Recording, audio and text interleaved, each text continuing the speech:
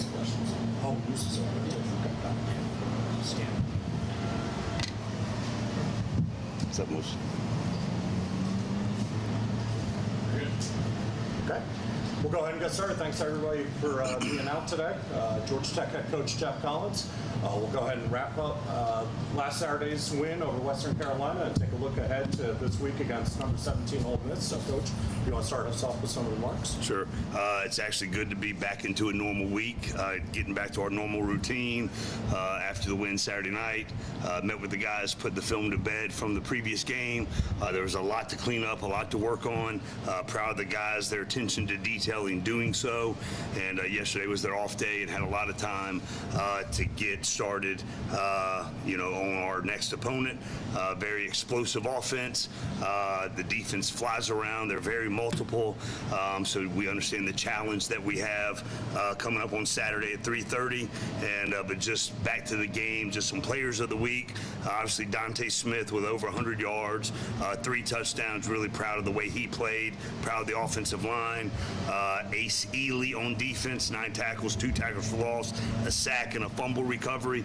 Was the defensive player of the week. And then I saw Mike's stat about Charlie Thomas and the work that he put in just one half of football. So just proud of those two.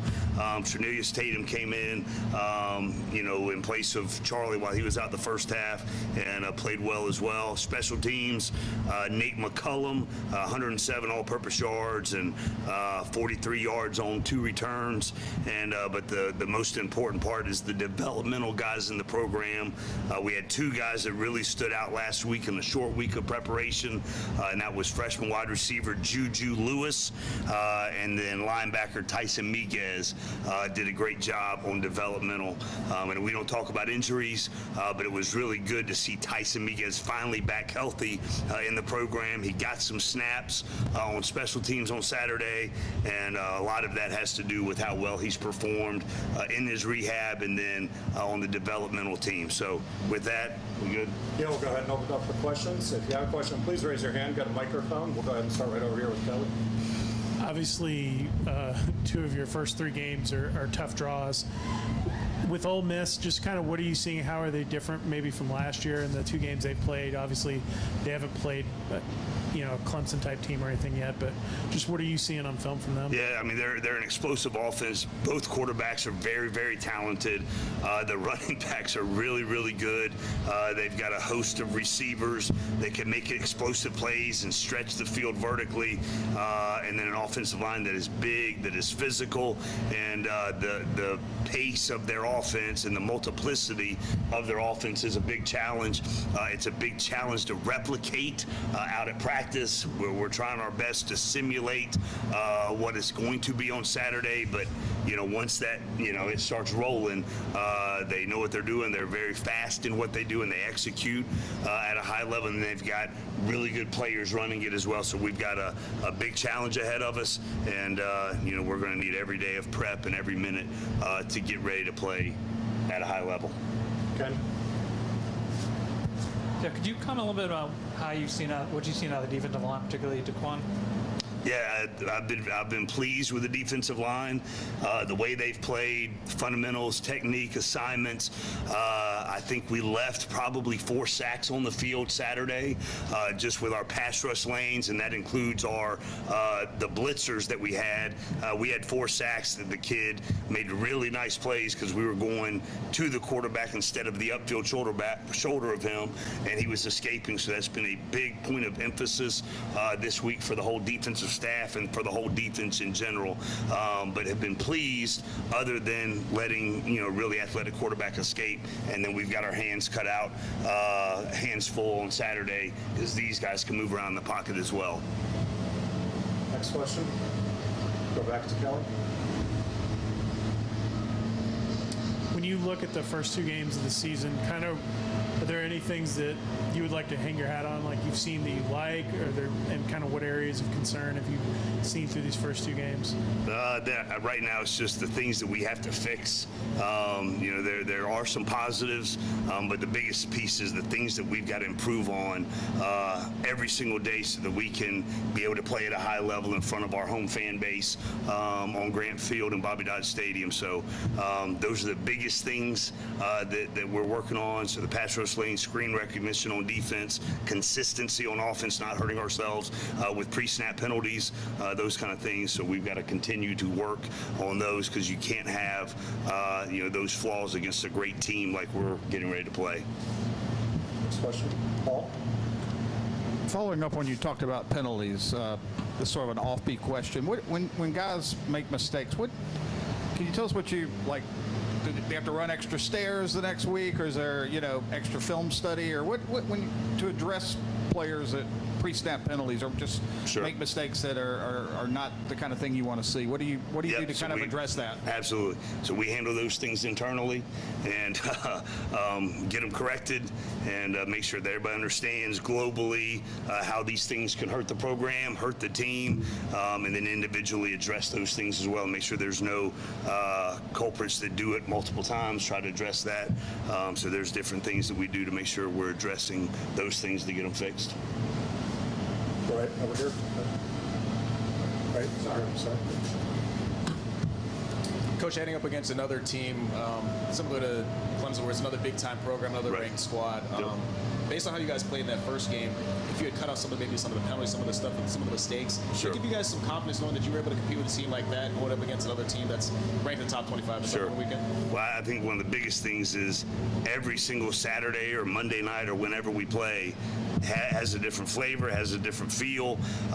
So obviously there are things to build on, but every single Saturday you've got to come out and bring your A game, attention to detail, have the right attitude, mindset. A whole group of guys have to be ready to be above the line and play, especially against a team that plays at such fast tempo. We need to have at least 26 defensive guys that are ready to roll in and play at a very high level and execute at a high level. So that's the biggest thing, is just the critical moments of each game, making sure that we're playing our best brand of football. And so every Saturday is its own game, but there are things to build on and things to learn from each game that we play as well. Ken? You mentioned Nate, and he's gone off to a good start, not just returning, but receiving also. Yep. Is getting a number 2 receiver who's going to be consistent, is that an important thing right now? Yeah, absolutely. And I think trying to spread the ball around. Obviously, Nate has shown up on game days and made some explosive plays for us.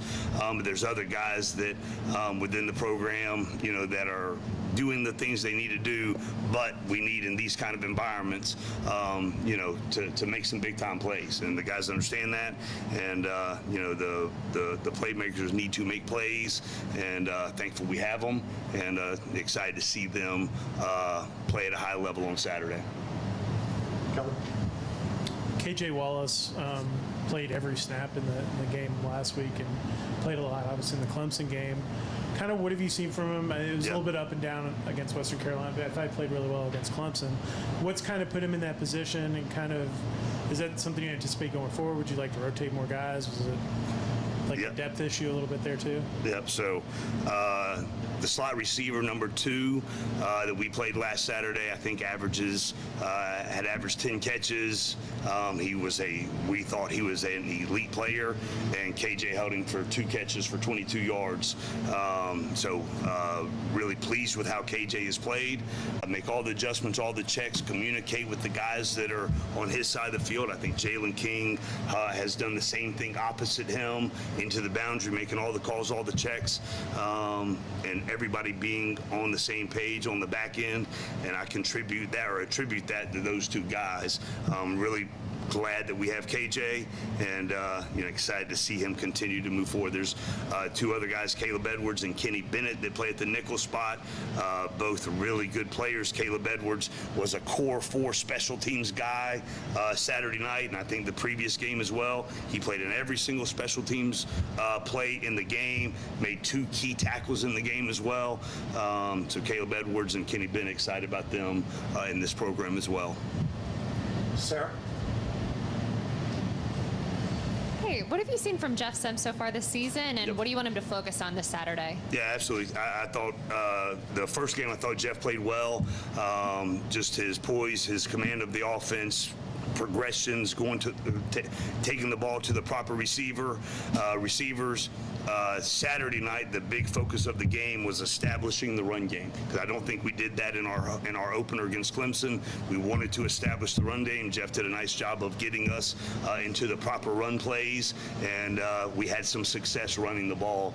And then now it's going to be time that there's going to be times that he's going to have to throw for us to win. So just excited about his development, his attitude, his mindset, his selflessness as a teammate as we're running the ball really well, and taking the shots when we can get them. Paul. As a defensive guy, Jeff, what's it like to go against Lane? You mentioned that he loves to play at a fast pace, Sure. but obviously a creative play caller. Yep. Just what's the challenges of facing a guy like that? Absolutely. I mean, I think he's established himself as one of the elite play callers in college football. The scheme is, very multiple. It's very fast. They execute at a high level, and then they get tremendous players all over the field. So we've got a challenge ahead of us, and we're going to use every minute that we're allowed to prepare to get ready to play and match that challenge on Saturday. Kelly. I think one guy that maybe surprised some people to see a lot of is Shelley on special teams. As a freshman that maybe not a lot of people were kind of sleeping on. Just kind of what has he done to get on the field as a true freshman, and what do you like about him to get to have him play in those roles? Yeah, so Shelley is a true freshman, defensive back in the program. One of the fastest kids on the team, and then just every time there's a developmental period, or we'd have a scout team period during the preseason, or special teams period during the preseason, he was always showing up. And then we wear the catapult system that tracks the speed, tracks speed, sprint distance, tracks accelerations, and his metrics and numbers were off the chart almost every day with a bunch of other fast guys on the roster. And then we put him in some situations during preseason that he just showed out, and so he's had his chance to be a gunner on kickoff, a gunner on punt, and has done very admirably. And the guys on the team love him, and just for his effort, his speed, and just going down there and making plays. So just continue to develop in all phases of his game, but been really pleased with him thus far. Time for a few more for Coach Ken. Place kicking, obviously, you have the miss. Place kicking, you had the miss on Yep. Saturday. Yep. Kind of what's your level of concern there? What do you feel like is missing, I guess? Right, and he's made two, right? So I've been really pleased with Gavin Stewart as a kickoff guy. Jude has hit some good ones, and we're just going to continue to build on that. And the consistency with the snaps and the holds and the ball placement, all of those things. There's all kind of factors that work into it, but we've got tremendous confidence in Jude and tremendous confidence in Gavin as well. Anything else for Coach? Okay. Thanks, guys. Appreciate y'all. Appreciate you.